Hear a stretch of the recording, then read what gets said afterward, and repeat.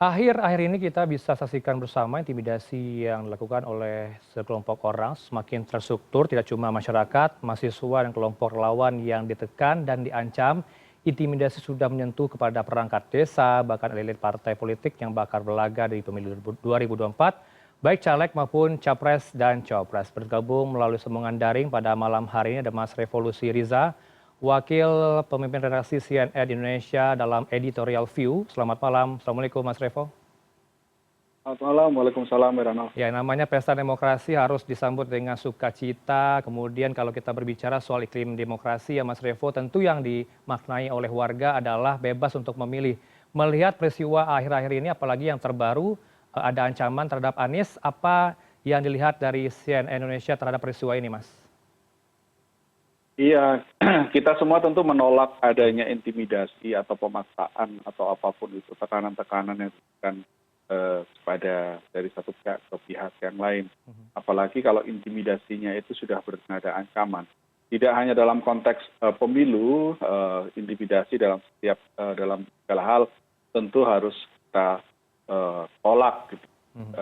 Apalagi kalau misalkan konteksnya ini dalam konteks pemilu, karena tentunya kita berharap pemilu kita bisa berjalan dengan baik, dengan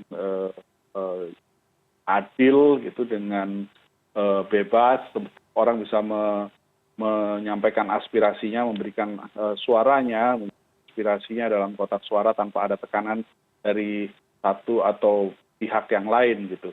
Nah, jika terjadi kemudian ada yang intimidasi, kalaupun misalnya itu tidak dalam konteks pemilu, intimidasi apalagi ancaman sudah termasuk dalam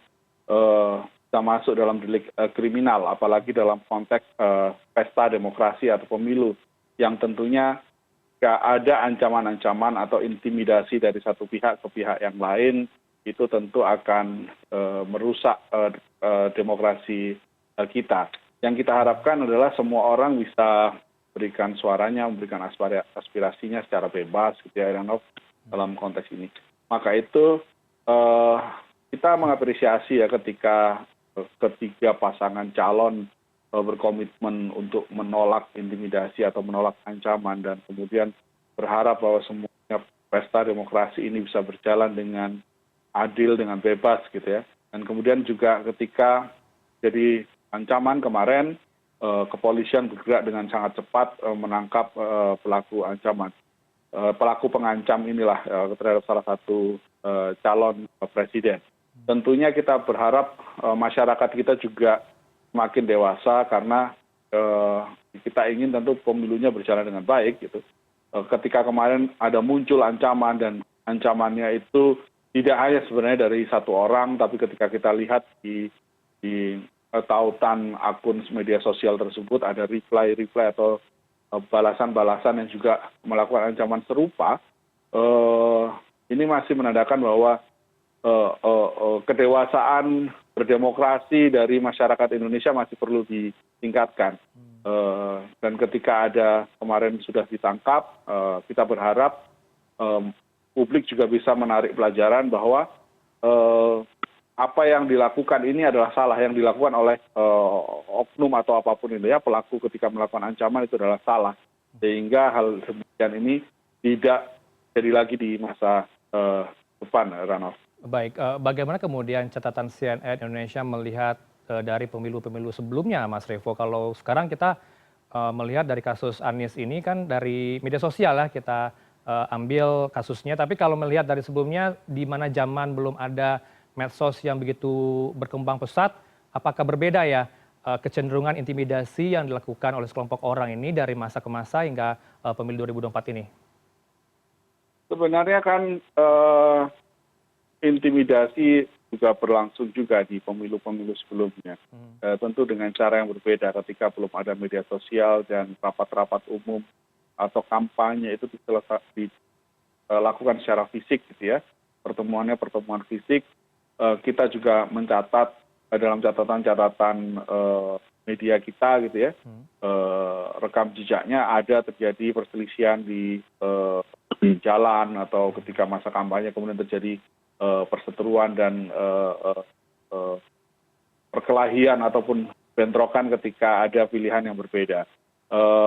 Tapi makin ke sini sebenarnya kan yang kita harapkan adalah publik semakin dewasa karena segala macam perbedaan dalam pilihan itu seharusnya tidak sampai memunculkan tindak laku yang berujung yang mengarah pada kriminalitas.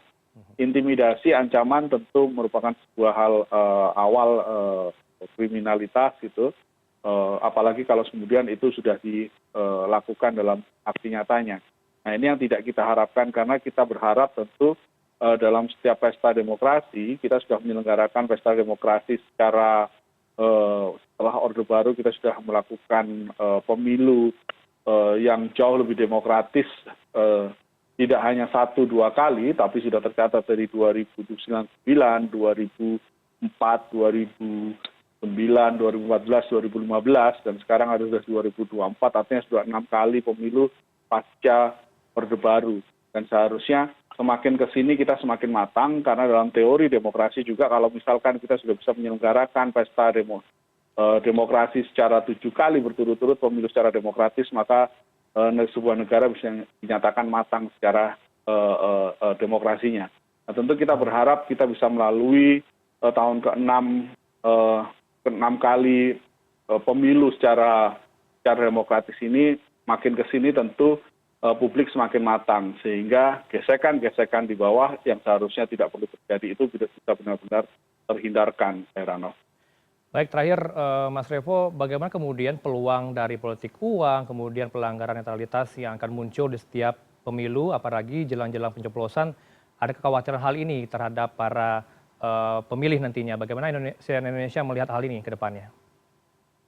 Ya, praktek politik uang juga masih menjadi salah satu highlight kita gitu ya dalam beberapa kali pemilu misalnya. Selalu ada istilah-istilah misalnya amunisi atau peluru yang akan diluncurkan menjelang di hari H, serangan fajar atau apapun itulah namanya gitu. Cuman makin ke sini saya pikir juga kita semua menyadari bahwa kita juga semakin matang harusnya dalam berdemokrasi. Dan kampanye menolak politik uang itu juga kerap kali didengungkan. Misalnya terima uangnya tapi coblos tetap dengan hati nurani gitu ya. Sehingga masyarakat itu juga berniat, juga memiliki kesadaran walaupun mengambil uangnya itu tapi kemudian mencoblosnya tetap dengan hati nurani. Dengan begitu kemudian ini juga akan memberikan efek gerak kepada pelaku-pelaku politik uang gitu ya, sehingga mereka kan akan menjadi rugi dengan sendirinya. Campaign-campaign seperti ini kan seringkali sudah didengungkan di banyak masyarakat. Tentunya kita berharap yang paling penting adalah bagaimana Badan Pengawas Pemilu itu melakukan kerjanya dengan sangat baik sehingga kalau misalkan terjadi politik uang, praktek-praktek yang culas seperti itu, bagaimanapun politik uang merupakan hal yang kita nilai sebagai hal yang culas gitu, Bawaslu bisa melakukan fungsinya dengan baik dan kemudian menindak jika memang terjadi aksi suap dalam bentuk politik uang pada saat hari H pemilu mendatang. Kita berharap semuanya sama-sama, tidak hanya dari Bawaslu, juga dari masyarakat sudah bisa melakukan pengawasan dengan baik.